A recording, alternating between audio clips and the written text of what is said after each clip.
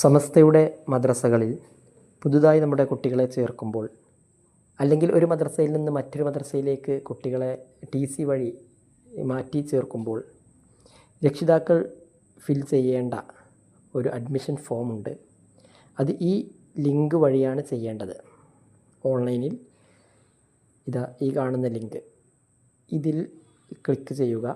ഈ ലിങ്കുകൾ മദ്രസ ഗ്രൂപ്പുകളിൽ നിന്ന് ലഭിക്കും, ഇല്ലെങ്കിൽ ഇത് ടൈപ്പ് ചെയ്താൽ മതി. ഇങ്ങനെ ഈ ലിങ്ക് വഴി നമ്മൾ ഓപ്പൺ ചെയ്യുമ്പോൾ ഈ സൈറ്റിലേക്ക് നമ്മൾ പ്രവേശിക്കുകയും അവിടെ ന്യൂ അഡ്മിഷൻ റിക്വസ്റ്റ് എന്ന് കാണാം. അതിന് താഴെയായിട്ട് സെലക്ട് മദ്രസ എന്ന് നമുക്ക് കാണാൻ സാധിക്കും. ആ സെലക്ട് മദ്രസയിൽ മദ്രസയുടെ രജിസ്റ്റർ നമ്പർ അടിച്ചു കൊടുത്താൽ, ഉദാഹരണത്തിന് വേണ്ടി ഇവിടെ 871 എന്ന രജിസ്റ്റർ നമ്പർ അടിച്ചു കൊടുത്തപ്പോൾ ഹയാത്തുൽ ഇസ്ലാം ഹാജിയാർ പള്ളി എന്നുള്ള മദ്രസ വന്നിട്ടുണ്ട്. ഇങ്ങനെ നമുക്ക് വേണ്ട ഏത് മദ്രസയിലേക്കാണോ നമ്മുടെ കുട്ടികളെ ചേർക്കുന്നത് ആ മദ്രസയുടെ രജിസ്റ്റർ നമ്പറാണ് അടിച്ചു കൊടുക്കേണ്ടത്. അതുവഴി അതിന് താഴെ പ്രൊസീഡ് ടു അഡ്മിഷൻ ഫോം എന്ന് കാണാം. പ്രൊസീഡ് ടു അഡ്മിഷൻ ഫോം, അതിൽ ക്ലിക്ക് ചെയ്യുക.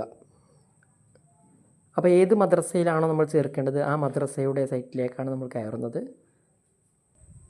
അതിൽ ആദ്യം ഏത് ക്ലാസ്സിലേക്കാണോ ചേർക്കേണ്ടത്, 1 മുതൽ 7 വരെയുള്ള ക്ലാസ്സുകളിലേക്കാണ് ഇങ്ങനെ ചേർക്കാൻ സാധിക്കുന്നത്.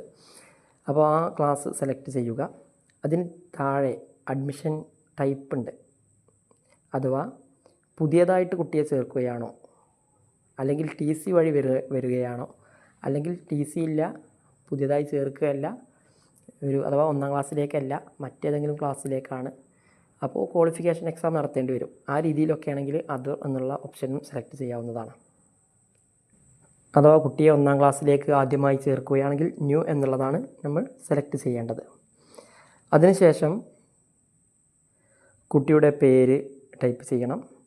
ഉപ്പാൻ്റെ പേര്, ഫാദേഴ്സ് നെയിം, അതുപോലെ ഫാദേഴ്സ് മൊബൈൽ, ഫോൺ നമ്പർ, പിന്നെ ഒക്യുപ്പേഷൻ ഉണ്ട്, എന്താണ് ജോലി, അതാണ് അവിടെ കൊടുക്കേണ്ടത്. അതുപോലെ ഉമ്മാൻ്റെ പേര്, ഉമ്മാൻ്റെ ഫോൺ നമ്പർ ഉണ്ട്, അത് നിർബന്ധമല്ല.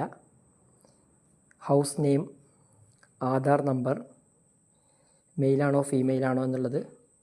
അതിനുശേഷം ഡേറ്റ് ഓഫ് ബർത്ത് കൊടുക്കാനുണ്ട്. അവിടെ ക്ലിക്ക് ചെയ്ത് കഴിഞ്ഞാൽ നമുക്ക് ഇയർ ആദ്യം സെലക്ട് ചെയ്താൽ ഇതുപോലെ ചെയ്യാവുന്നതാണ്. പിന്നെ ഏതാണ് മന്ത് നോക്കിയിട്ട് പിന്നെ ഡേയും കൂടെ കൊടുക്കുക. അതിനുശേഷം ഐഡൻറ്റിഫിക്കേഷൻ മാർക്ക് നൽകാനുണ്ട്, അതും നമ്മളവിടെ ചേർക്കേണ്ടതുണ്ട്. അത് കഴിഞ്ഞാൽ സ്റ്റുഡൻസ് ഫോട്ടോ, നമ്മുടെ കുട്ടിയുടെ ഫോട്ടോ അപ്ലോഡ് ചെയ്യണം. പിന്നെ പിൻകോഡ്, പ്ലേസ്, പോസ്റ്റ് ഓഫീസ് എന്നിവ കൂടെ ഫില്ല് ചെയ്ത് കഴിഞ്ഞാൽ അതിന് താഴെ ഗാർഡിയൻ ഡീറ്റെയിൽസ് കാണാം.